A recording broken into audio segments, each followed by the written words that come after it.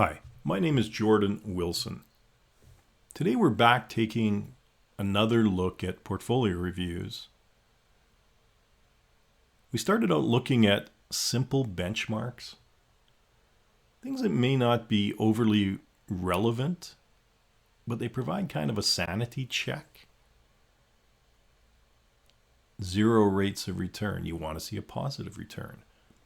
Hopefully you want to beat the inflation rate. So you want to look at real returns. You're investing in risky assets, so you want to use the risk-free rate as a baseline to make sure that you're getting some return for accepting risk. Then we got into a little bit more of relevant, the indexes. If you're passively investing, especially, you're going to be investing in an index. So you want to compare the performance of the fund that tries to track that index to the index itself. Now we want to look at peers. So the first question is, what is a peer? Well, I think for investment products, mutual funds, exchange-traded funds, we're looking for funds that follow a similar style or category to the fund that you own. And that's important because they should have a similar risk-return profile. US large cap equities will have a lower risk profile on average than, say, small capitalized emerging market stocks. Now, if we're going to invest in small cap emerging markets, and small cap are riskier than large cap, and emerging markets tend to be riskier than US domestic markets, we want to be compensated for that. So I would expect that over time, emerging market small cap stocks should have higher returns than the US domestic market. So it doesn't help if I'm trying to compare those two, because I would expect higher returns over time from the emerging market fund. We want apples to apples, compare similar risk, similar return profiles. And the beauty of that is that many ratings agencies, or Morningstar, which I tend to use, Yahoo Finance, they will tell you what category or style something belongs in. And even if you use Morningstar, they will rank your fund within its category. So that makes it a little bit easier to assess against peers. Now there's peers and what I call true peers. A $100 million fund is probably a lot different than a $10 billion fund. Small fund may be more nimble, may give you better access to investment options that aren't feasible for the larger companies. However, a large fund will have economies of scale. And this is why Vanguard and BlackRock, which is iShares, tend to dominate the ETF market, because they're so large that they're able to spread out their costs so well amongst their funds that their management expense ratios, the MERs, are often substantially, or at least significantly, lower than many of their peers. Not that they're necessarily better run mutual funds or ETFs, but that economy of scale allows for low costs. And that, in turn, results in higher relative returns. And the higher relative returns result in investors flocking to Vanguard and iShares, which further drives up the assets under instrument and allows for even lower costs to be spread out. So that's kind of what you want to look at with the different ETFs.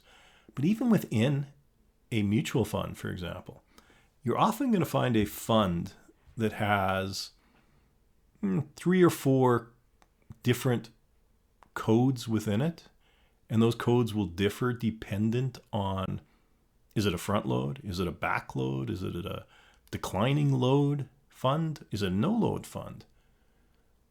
So you always have to pay. If I'm paying a front load, maybe I'll have a lower annual management expense ratio than if I had a no load fund. So it doesn't make a lot of sense to be comparing a no load versus a front load fund, because it might have vastly different management expense ratios. The front load fund may only charge you 0.8% per annum in expense ratios. So whatever the gross return on the fund is, they only knock off 0.08. Or I'm sorry, 0.8. Whereas if you have the no load fund, maybe they charge 1.2%. So if you earned a gross return of 10%, suddenly you're down to 8.8. You've just lost. But you need to also factor in that because you paid a load up front, for the cheaper one, you didn't invest as much. But on an annual basis, you need to gain apples to apples. If you're in a load fund, you want to compare against similar investment products. Not really an issue if you have ETFs because you're buying them on the stock exchange. You don't have to worry about front, back, declining loads. Now, when you're reviewing performance, you want obviously to look for funds or keep investing in a fund that has above average returns against the peers. Preferably something that over time is in the top quartile and has a high percentile. Quartile being, there's 4 quartiles. So funds that are in the 1 to 25 percentile will be in the top quartile. 26 to 50 will be in the second quartile. I think the key here is you want higher, but I wouldn't fixate on always going for number 1, because there will be some fluctuations over time. You just want to make sure that you have higher performance. And when I say higher performance, you don't want to look at 1 year results. At least 3, preferably 5. And if there's 10-year results out there, even better. You want to see the performance over time, to see the longevity of success. There's a lot of funds out there that'll be in the top quartile for a specific year. This year, for example. But then you look out 5 or even 10 years, and they're suddenly down in the third quartile. Now, maybe there's a reason. They've changed management. They've done something that's improved their performance. They've cut costs. But it's just better to sort of say, okay, I'm going to buy this fund and I'm going to keep it for the next 20 years. I want something that's going to last for me and not be, okay, this year I bought it because it's in the first quartile. Next year it's in the fourth, then it's in the third, then it's in the second. No, I'd prefer something that's going to be consistent. And I think the other thing I would say on that is just more for information. What you find is that underperforming funds will shut and close. And you'll also have new funds come along. So if I have a fund in a current year, it may have 500 peers in the investment category. But over time, some of those will shut. And new companies will come along, maybe 7 or 8 years out. And that's why when you look at the 1, 3, 5, 10-year performance on an annual basis, you'll find that out in the 5 and 10 years, much less as far as the number of peers versus the 1 and 3 year range. And that's why. It's the attrition of the low performers versus the new companies that came along in the last year or two. So that skews up the current year data and knocks down the 5 to 10 year as far as the number of peers go. Another thing to look at besides performance is the actual fund costs. Now, yes, fund costs will be reflected in the net returns of the fund, which is the performance side. But fees and expenses of a fund may be the biggest single predictor of future success. So you want to make sure that you highlight those specifically and not just factor them into net performance. Also, returns, performance, gross returns, that can regress to the mean over time, and it can fluctuate. Whereas the costs are going to stay pretty much flat. I don't think I see too many funds out there that say, well, investor, we actually lost 2% this year, so we're going to waive our annual fee. That doesn't happen. So you want to look at the costs because they'll tend to be flat, and lower tends to be better as a predictor of future success. So looking at performance, yes, but you also want to specifically pull out the costs, especially the management expense ratio, and look at that. The next area I would look at as well with funds is a look at the risk. Talked about that a few minutes ago. Basic investing principle is that investors demand higher return in order to take on higher levels of risk. That's just investing 101. So you want to look at what is the relative risk of my investment? How efficient does this asset, this investment product, use its risk level to generate return? So you want to look at things like the Sharpe ratio, the Sortino ratio. There's a couple of others that are good. And they measure how efficient the risk is used. And with Sharpe, you want to see more return for a unit of risk. So anything over 1.0 is good. As you get up to sort of 1.5, 2, even up to 3, higher is better. But if you're under 1, then it's not as efficient at utilizing that risk to generate return. So when you're comparing mutual funds, you want to also factor in the standard deviation, how much risk is there, and how efficient is that risk.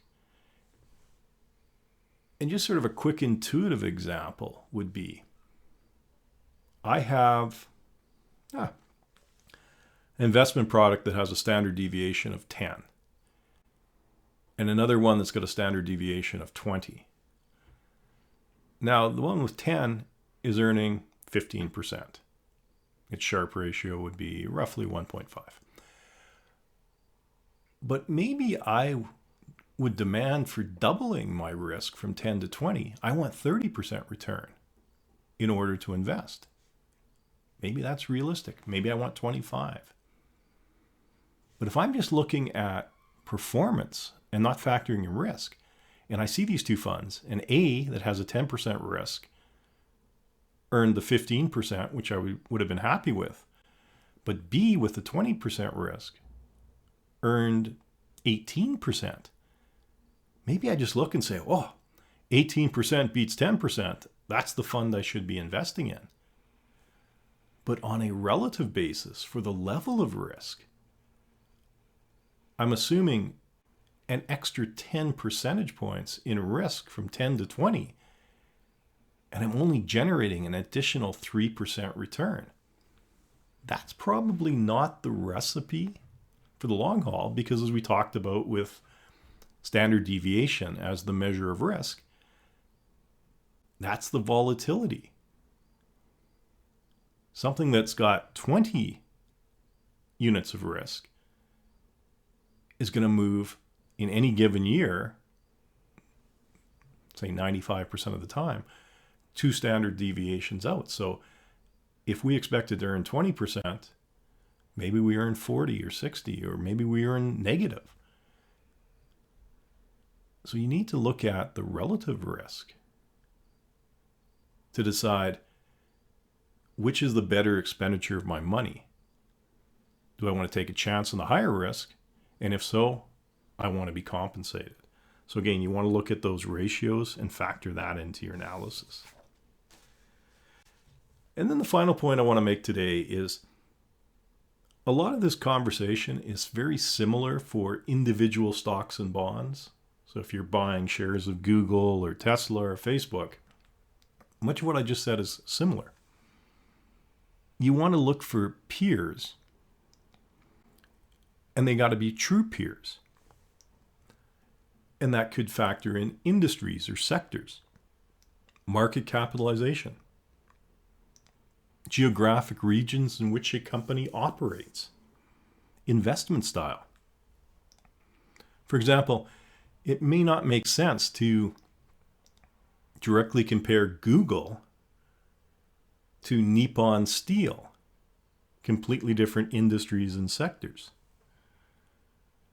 Or taking maybe today's largest automaker, Tesla, and trying to compare it to a small cap company like Kimco Realty, Nuance Communications. Just the size doesn't make sense to compare the two. Geographically, McDonald's operates everywhere in the world. Not fair to compare them to, and this is a private company, not a public company, In-N-Out Burger, which operates in a very finite region of the United States. Or a value play, like let's say Banco Santander, which is a Spanish-based bank, versus Roku, which is what you hook your TV up to access internet. Completely different styles. Roku, high growth industry, versus Banco Santander, which is more of a value play, generating dividend income for investors. Also, some different geographic aspects, different industries, different sizes. So these are kind of things that you want to make sure it's an apples to apples comparison as opposed to apples and oranges. There's also a lot more variables with individual stocks and bonds. If we look on the stock side, yeah, you want to check out performance, which, like with the funds, is going to be primarily the appreciation in the share or unit price. But it's also other things with a company. You want to look at return. What's the return on assets? What's the return on equity?